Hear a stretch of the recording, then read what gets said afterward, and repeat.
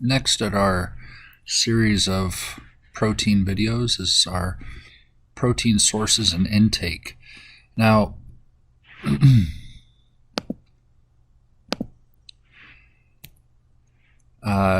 recommendations for protein intake are about 0.8 grams of protein per kilogram of body weight for normal adults. The average adult is somewhere in the neighborhood of about 70 kilograms, which would mean just 56 grams of protein per day. Now, there are some people that consume 200 to 300 grams of protein per day. The ability of the human body to process that is virtually non-existent. You have to be very well trained for a very long time and have a body the size of one of these 200-pound bodybuilders or 250-pound bodybuilders in order to use even a fraction of that protein in a day. Arnold Schwarzenegger at his best was only ever consuming 150 to 200 grams of protein per day, and he knew back in the 60s and 70s that consuming more than that was really just wasting effort. Now, protein consumption is important, but not so much for the amount. It turns out that for an average adult, 56 grams is recommended, but you can really get away with a lot less than that if you're not building muscle. If you're just going about daily life, you really don't need a lot of protein. Most people can get away with just half of that, so about 20 to 30 grams of protein in their diet. What's more important is that you get complete proteins, or at least that you get all the amino acids that you need. Plant proteins are notoriously incomplete. Soy is so popular because it is a complete protein, meaning it has all your amino acids in it. But soy may come with its own risks.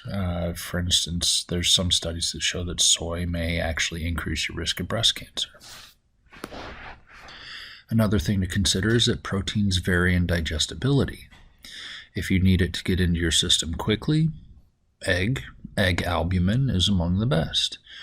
If you want to regulate how quickly protein gets into your system, then you want to go with more complex proteins like whey protein and stuff like that.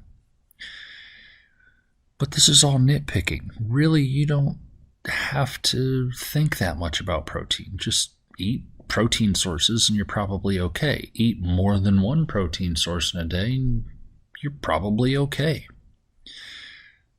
Interestingly, in order for your body to use protein correctly, you have to have fat and carbs present.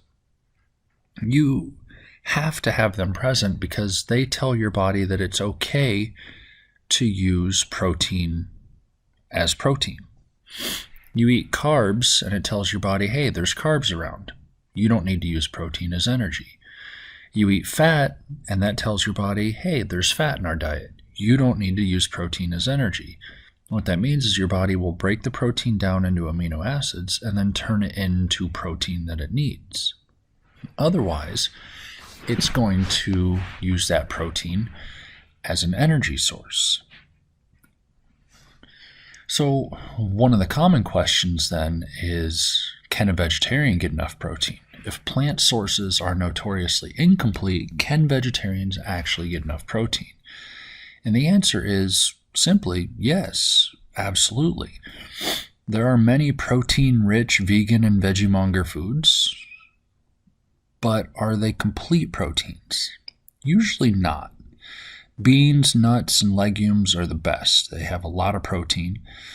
Dairy, if it fits in with your diet, is great too.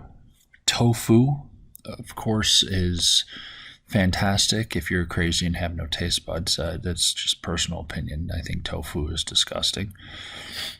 Most fruits and veggies, though, are very limited in protein content. Nuts tend to be fatty, so you shouldn't eat too much. Just 1 ounce per day is considered quite enough. Beans present the best option. Soybeans are a complete protein, but of course they may be problematic if you consume too much. So really what it comes down to is instead of trying to find all your protein in one place, you try and find all your protein in many places. So you eat in moderation. You eat a variety of nuts and beans. Here is just a very simple diagram indicating how you can get those 56 grams of protein in a very simple diet. So this diet, we're just focusing on the protein here, but as we read through it, it'll be obvious that this is a very healthy diet. Peas, lentils, spinach, whole grain bread, corn on the cob, brown rice, sunflower seeds. None of these, except for the lentils, are an amazing source of protein. But also, none of them are an amazing source of calories either. So in just 1,084 calories, you've gotten your protein for the day, and you've gotten all the amino acids that you need for the day as well. And on top of that, if you pumped all of this into a meal tracking plan, I bet you would find that this person got a lot of their vitamins and minerals as well without getting too much fat in their diet and without getting too much simple sugars in their diet, which means this was extremely healthy. A lot of people truly believe that you can't have a vegetarian diet that's healthy in a protein sense. But I would argue that there are more people who live on vegetarian diet than there are who do not. And that may actually be the truth. There are many people that live on a vegetarian diet, period. And it may actually be that there are more vegetarians on the planet than carnivores. And they're not all dying. However, vegetarian diet is not easy. Most vegetarians in the U.S. are very bad at being vegetarians. They don't put much effort into getting a variety of foods. In fact, the average American who eats meat has 15 different meals in a week, on average, which means you're not repeating the same meal over and over again very often. The average American vegetarian only consumes 7 different meals a week, which means you're repeating a meal at least once per week. At least once per week. This is called a food rut. You've gotten into a rut and you're eating the same food on a regular basis. The problem with this is lack of variety. So vegetarians, especially those in the US and also in Europe, the same problem exists. They don't get enough variety, so they're actually malnourished. And it turns out that even though being vegetarian can be healthier, vegetarians in the US and Europe, and for the most part the entire world, die at the exact same age as people that eat beef on a regular basis. They die of the exact same problems, heart disease and cancer. And they're sick more often. Vegetarians tend to be sick, not because they're vegetarian, but because they're not very good at being vegetarian. They're not putting effort into their diet.